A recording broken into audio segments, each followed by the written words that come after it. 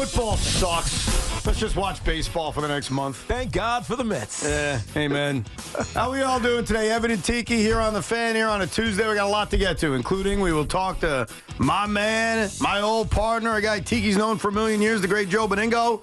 His weekly spot, 4 o'clock. Why? Because we got to talk about the Jets. We'll also get into every aspect of last night's game and continue to clean up the wreckage from the Giants' Week 1 disaster against the Minnesota Vikings. But here's how I feel. All right, and I understand that as a sports fan, I'm sort of broken. I'm sort of screwed up. I am not worried about the Jets season. I am not overreacting to Week 1. I'm not going to be your typical New York cliche to freak out over one game. I'm not saying that. I'm not doing that. But I'm pissed, and that's okay. And to my fellow Jet fan, it's okay to spend 3 hours on a Monday night watching what you thought was the strength of your team, your defense, absolutely stink for 3 hours, and it's okay after the game to be mad. It's okay to complain that Ashton Davis still sucks. It's okay to be upset that you watched the defense allow points on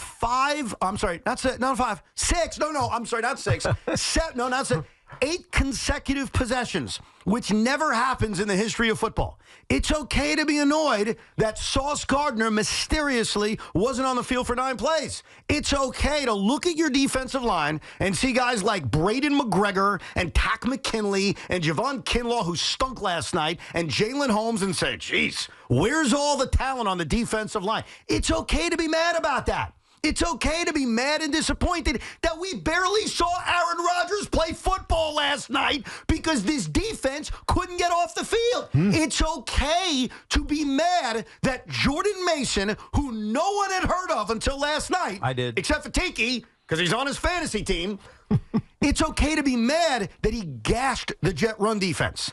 It's okay to feel that way. So I want to make this absolutely clear. I'm not worried that this season is going to end 4-13. I'm not worried that it's the same old Jets.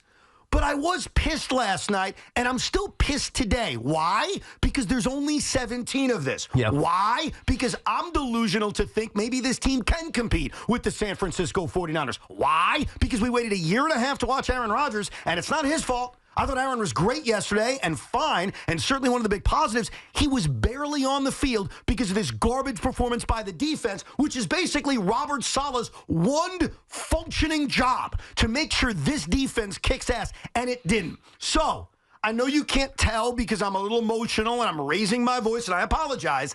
Tiki, I promise you, I am not worried. I am not panicked, but I'm a normal human who's annoyed that was the crap we watched for 3 hours last night. Do you feel like you've been sold a false bill of goods? Is that what this feels like to you? Or is it just, man, this is like the preseason game. None of these guys played in the preseason. I know I said the same thing about the Giants yesterday, but it kind of felt like the same thing that the Giants went through. The execution, at least defensively, for the New York Jets, it was kind of all around for the New York Giants.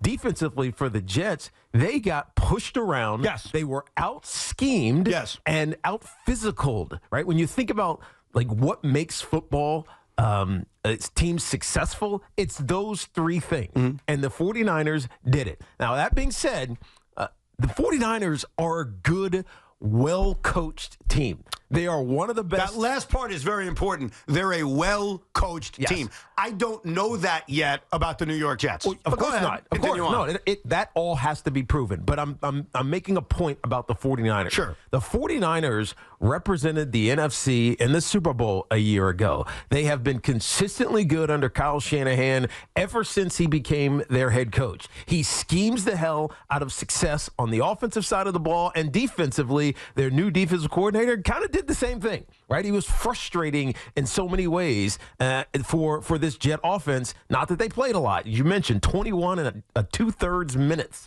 they played. 21 minutes, 20 seconds. That was all, or actually 1/3 a minute. They couldn't stay on the field. Now, part of that was because the run game never got going. Part of it was because Aaron Rodgers had some drops go his way. But the biggest reason is because the defense just couldn't get off the field. The 49ers ran the ball 38 times. The Jets had 48 plays. That's all you need to know. I don't care what else anything else, that tells you who won the game. That tells you that it was a blowout in some capacity. And so you're right not to be worried, because it felt to me like this Jet defense was just getting their feet under them, because they didn't play up to the standard that all of those guys can play to. So you are right that when you look at week one, you can look around the league, and a lot of teams basically played week one as if it looked as if it was a preseason game. The Cincinnati Bengals lost to the Patriots. I get that. At home. And you're right that a part of that is because guys and players aren't playing a lot in the preseason. And I understand that. But here's my counter to that.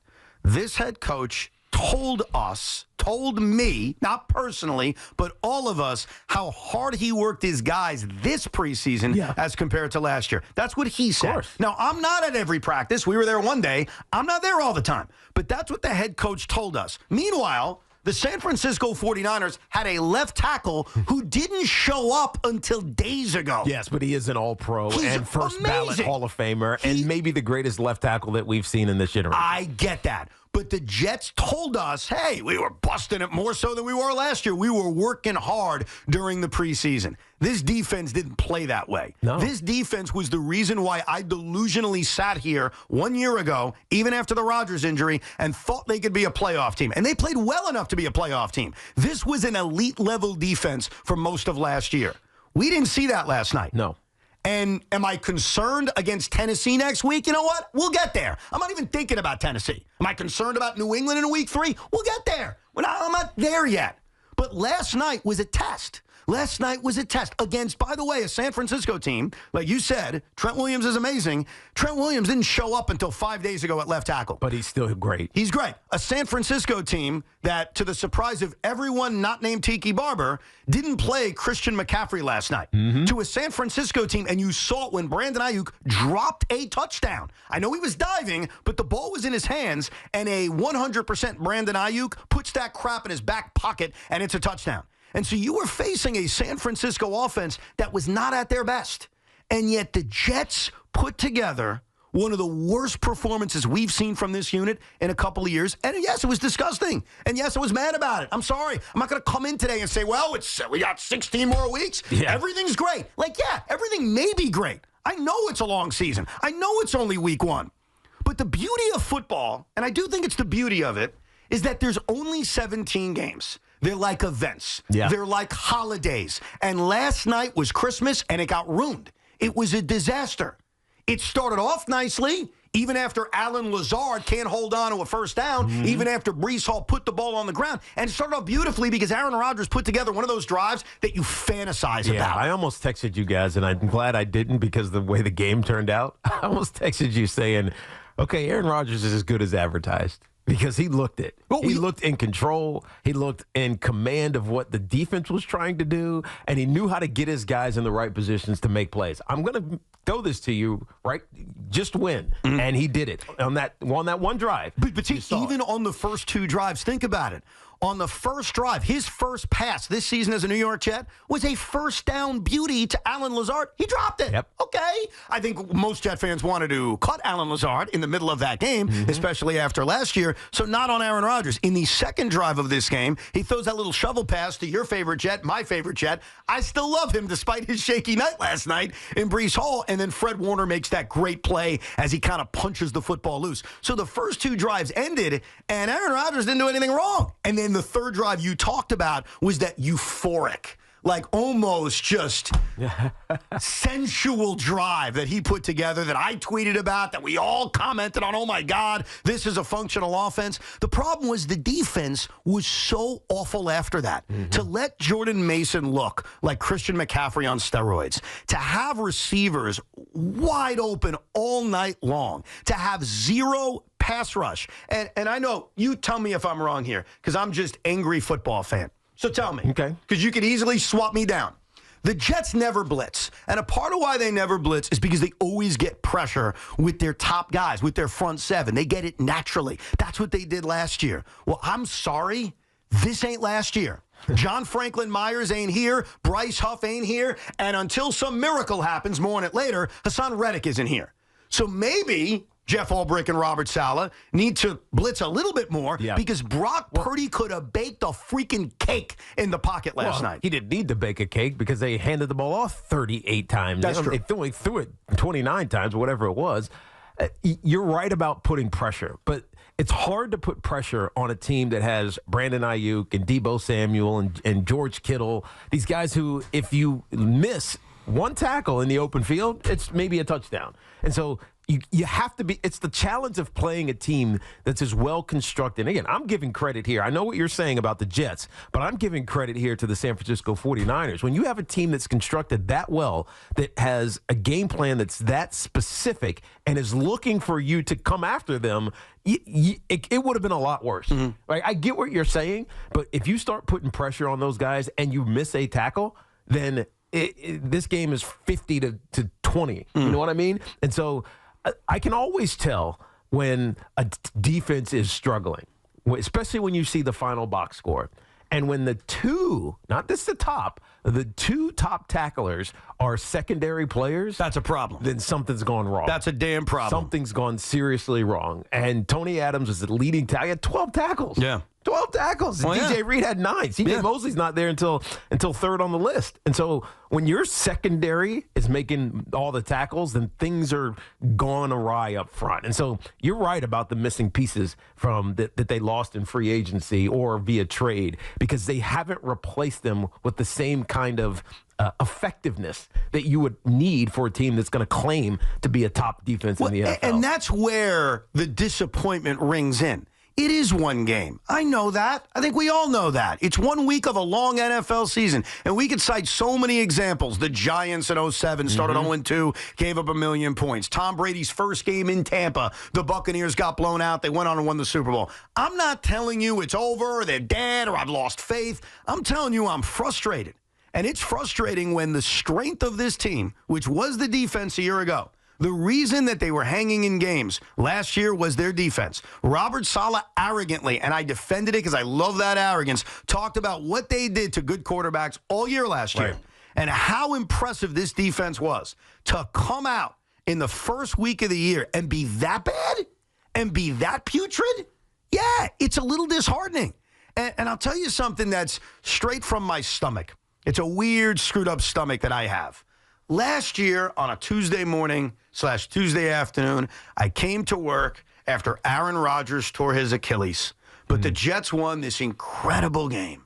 The defense played so well against Josh Allen, and they won this remarkable game in overtime on a walk-off punt return from Xavier Gibson. By the way, Xavier, are you still playing? Because even though he played yesterday, he was barely noticeable. And I remember walking in that day, and I had a very mixed feeling. On one side, I was devastated by Aaron Rodgers tearing his Achilles and being out for the year. But on the other side, I was so happy that I watched my football team win. And I walk in a year later, and it's that similar mixed feeling. I am enthused that Aaron Rodgers is my quarterback. Yeah, and he looked really good for a drive. Looked very good for a drive. Great on the dead play, on the free play that he threw for a touchdown. I mean, I didn't realize it, but they said it on the broadcast. And it makes obvious sense because he manipulates teams into giving him free plays. He leads the maybe NFL in history. Yeah. And free play touchdowns. He's an automatic on those free plays. 100%. We saw all the things we dreamt of with Aaron Rodgers, and that part of me excites me. That's the part where I'm like, hey, I'm looking forward to week 2, week 3, week 4, let's go. But then that mixed feeling is, I'm pissed. Yeah. Because now you think you're going to have to outscore every team that you play. Well, I've got questions about this defense, but more so, this was a chance to prove yourself on a national stage to the San Francisco 49ers and the world, and the defense came up as small as I ever remember them coming up small. Right. Like, they've had some mediocre performances, the Miami game last year, especially in the second half, but this was just such a putrid performance by the supposed strength of this team. And that's why I sit here a year later with that same mixed feeling. I'm excited about next week, but I'm pissed off about what I watched last night. And I don't think that makes me a negative Jet fan. That makes me somebody that's not happy that I watched 3 hours of crap last night. Right. Same old Jets. No, it's not the same old Jets. That's an easy drop to play, Tommy, but it is not the same old Jets. This team is better than that. Offensively, they have what feels like an identity, which is Aaron Rodgers, obviously manipulating and doing the things that Aaron Rodgers does. But they played a tough opponent on the road all the way across the country on Monday Night Football. It's a massive stage. It's loud as hell. It's intense, and it felt like that. I don't know why Alan Lazard would have been affected by that, but how else do you chalk him up dropping maybe one of the easiest, perfectly thrown balls I've ever seen? Breece Hall, who was fantastic for his first year until he got hurt, and the second year, obviously, he was great as well. Just fumbling, not being aware of Fred Warner, who does this every single time he tackles somebody. The Peanut Tillman exactly. punch. Even the long play that he had down the left sideline, he came in and did the same thing. Yeah. Like, he always does this, and so. Maybe it's the pressure. Maybe it's the expectation. But to me, this is a game you forget because the San Francisco 49ers are one of the best teams in football, and they have been, and they're going to continue to be. Because even without Christian McCaffrey, the greatest runner we've seen in this generation, apparently, who didn't play. And by the way, I told you that was going to happen. When you got a calf and then it becomes calf Achilles, you're not playing. They're not risking $19 million a year player on a calf injury. When even without him, it's scheme. So much of this is, yes, the talented players. Kyle Shanahan is masterful. And you saw it in how the run game executed, how they used multiple personnel situations, multiple tight ends, how they had 13 personnel in there one time, if you want to count Juszczyk as a tight end instead of a fullback. You just don't know what to do because you've never seen it, right? You don't see these things. Now, Robert Saleh. You know who should know what to do? I know. I was going to say. Maybe I can see you getting there, so get there, because that's the thing on my mind. Robert Saleh maybe should have known that this was going to come, but there were so many different ways that they ran the football. It wasn't like, oh, yeah, I saw this in the first quarter. Oh, yeah, we saw this again. This is the third time they're running it. It felt like every run was different, from tosses to pulls to gap schemes to duo blocks. Like, they did so much, and they executed it perfectly. Jet fans, is your feeling on this beautiful Tuesday afternoon? No big deal. We got Aaron Rodgers and a great offense, and we have a soft schedule, and don't overreact. No harm, no foul. I'm good. The Mets won last night. The Yankees won last night. Or do you have some anger in you? Is there a little concern? Is there a little pissed offness on this Tuesday? We'll hear from the Jet fan early on, 888-808-1019. We'll hear from King Jet fan Joe B. He'll join us in a weekly spot coming up at 4 o'clock. Thank God for drugs. No, thank God for the Mets. Yeah, he will say that, too. Thank God for the Mets. And we will touch on the Mets and Yankees a little bit later on. We'll come back, we'll get to your calls, and we'll also try to solve a mystery that still hasn't been solved all these hours later.